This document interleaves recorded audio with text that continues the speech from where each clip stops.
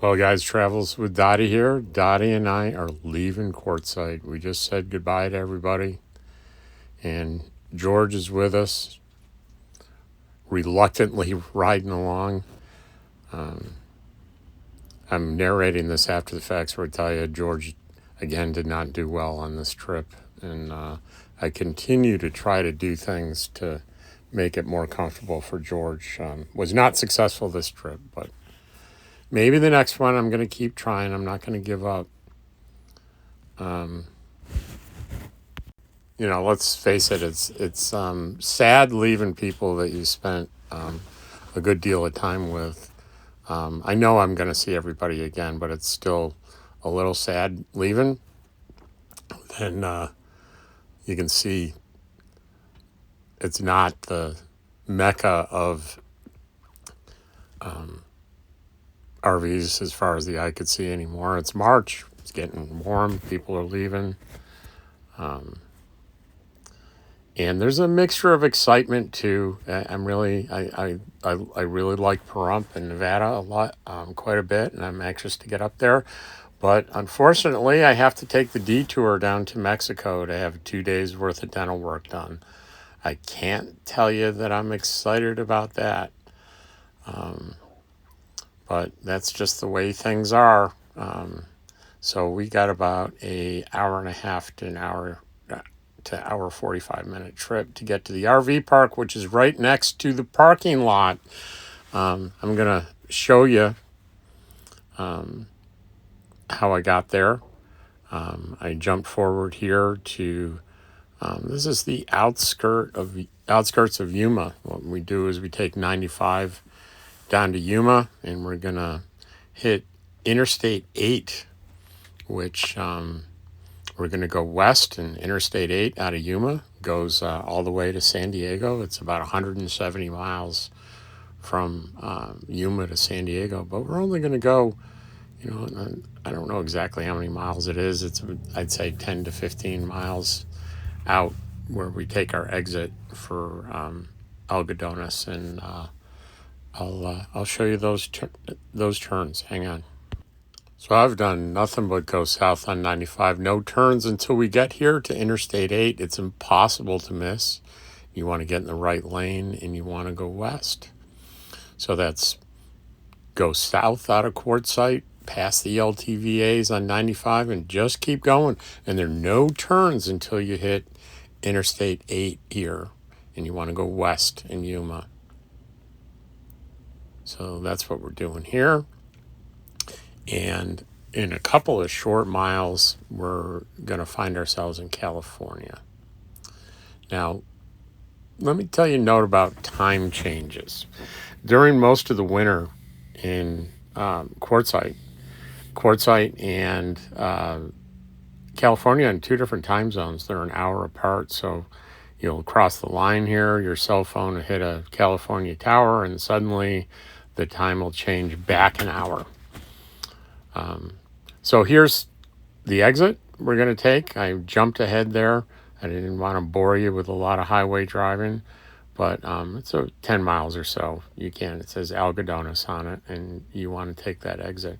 But anyway, this time of year, because of Arizona not following daylight savings, Arizona time and California time are the same, but during the times where most of you will be coming down here, it's an hour difference. But every business in Algodones, even though it's in Pacific time, they all go by Mountain time because they know all their customers are coming from Arizona.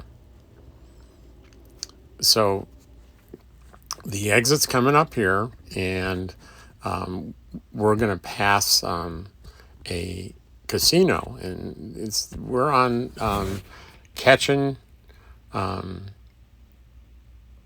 Indian Reservation, and they own the casino. It's a very nice casino, and often on day trips to Algodones, a crew of us will stop at the casino, go into the casino, freshen up, maybe have a meal, some maybe play a slot machine or two before we go down, because it's so close to the border. It's just a minute or two down the road from here.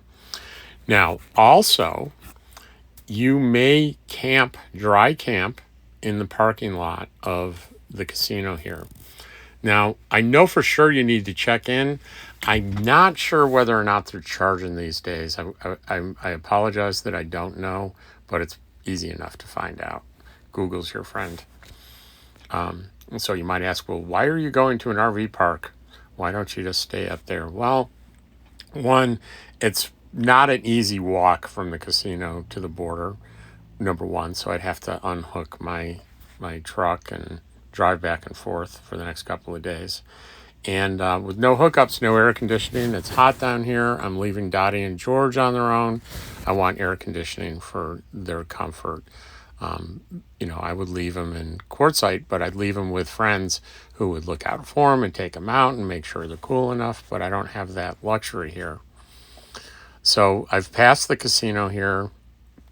You're going to go down here about a mile, and I'm going to show you where to turn to find this RV park. If you look at stuff online about the RV park, it says they don't take, it's cash only. No, they take credit cards. They took a credit card. They take everything. So you can ignore that if you read that. You'll see, probably maybe not very clearly or at all here on the left, you'll see what looks like a little canal.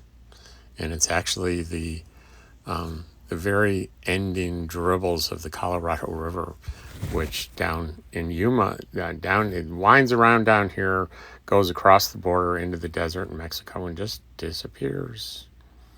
Colorado River is no more. So I don't know if there's more than one sort of little canals that come off the end of the Colorado River or not. I'm not really sure, but I do know things pretty much end around in Mexico.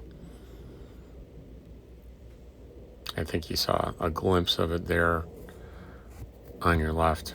I had been here last week, and when I figured out, I'm going to have to come back for 2 days, on the way back, I went and booked the 2 nights here, paid in advance, got a little ticket for my car. Basically, you go in here and you can pick your own spot. They don't really assign you a spot. You pick a spot, put your thing in your dash, and the camp host comes around and marks down what spot you're in.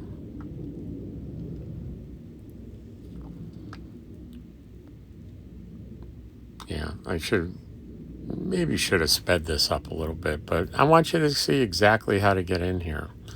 And one marker that you're going to be looking for, you're going to see the RV park on your right, but you have to pass most of it before you see the entrance. But the marker for the entrance is, there's a sign up here that says last chance to stay in the U.S. coming up in 900 feet.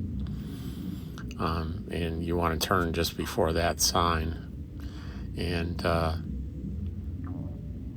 there we are. There's the sign. We're turning right at the sign. And if we were going to park in the parking lot, that parking lot is to your left there. It's just one more driveway and you'd be in the parking lot. It's $6 for the day. You cannot stay overnight in that parking lot, so don't even think about that. Here's the office here on the left. I'm going to hop out.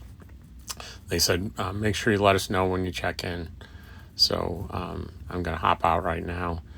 Tell them I'm here.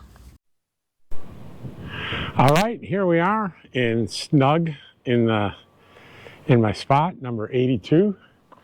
Already met my neighbor Danny, who's down here getting medical stuff down in Algodones, big fifth wheel. And relatively new stuff here, new electrical, great water pressure, got everything hooked up. I've already rinsed out my tanks after being in Quartzsite not long, set out my Starlink, which is working great down here. Look at that topography here.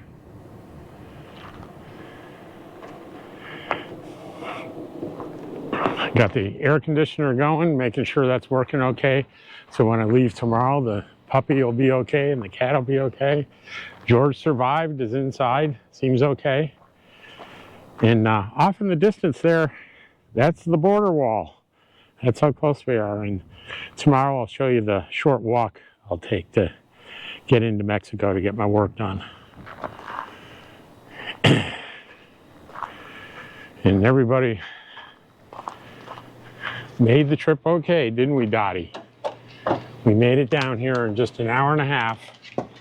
George did get sick, but he's okay now.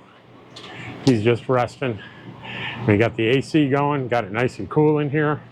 You like that, Dottie? I bet you do.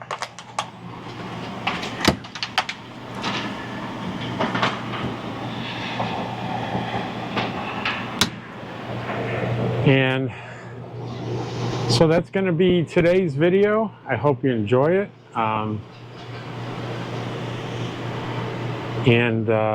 Tomorrow be a little bit different. I'm going to show you how I get into Mexico from here. Look forward to showing you. Take care.